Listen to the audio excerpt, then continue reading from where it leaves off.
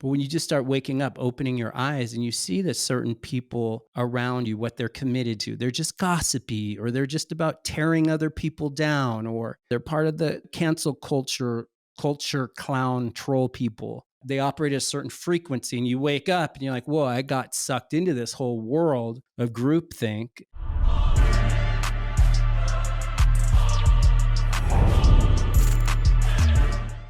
There is something about, I've experienced this over the years, is like if you're someone who has a deep yearning to grow, you're driven in a sense, something inwardly pulls you, calls you toward growth. If you're someone who, any different points in your life, like I am, I can look through different eras, different phases. I've been someone who, I don't like saying has reinvented myself. That's not the accurate language. It's more the inner growth, the recognition of where I've gone wrong, or the recognition of my mistakes or my flaws, and having a commitment to working with them and overcoming them. And then in that, there's new space, there's new growth. And in that new space and new growth, it's a new fertile space for possibilities to grow and think bigger and free to be, free to act, free to interpret every situation in life. It's easy to be reactive and have just one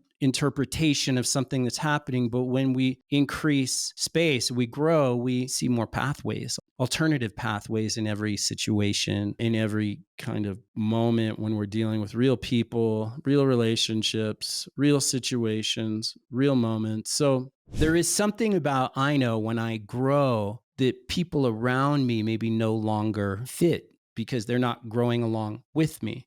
And so people are threatened by your growth. There's that piece. There's another part of this that I think doesn't necessarily have to do with outgrowing people. It more has to do with just waking up of people around you. And I think that that's something to consider when you start just waking up, different than growth. But when you just start waking up, opening your eyes, and you see that certain people around you, what they're committed to, they're just gossipy, or they're just about tearing other people down, or they're part of the cancel culture, clown, troll people. They operate at a certain frequency, and you wake up and you're like, whoa, I got sucked into this whole world of groupthink, or just with another person. But I think that there's something to look at, both waking up and seeing then the effects that people around you have on you.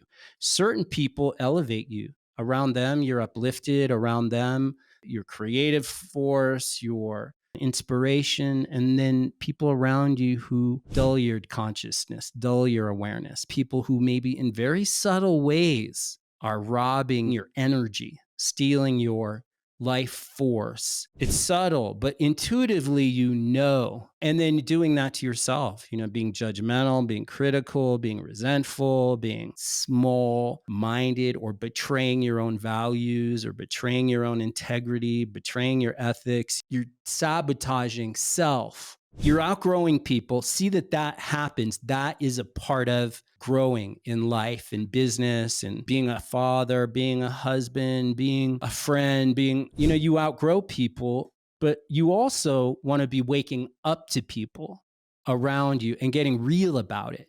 And I say people that are negative, leave them behind. Leave them behind, period.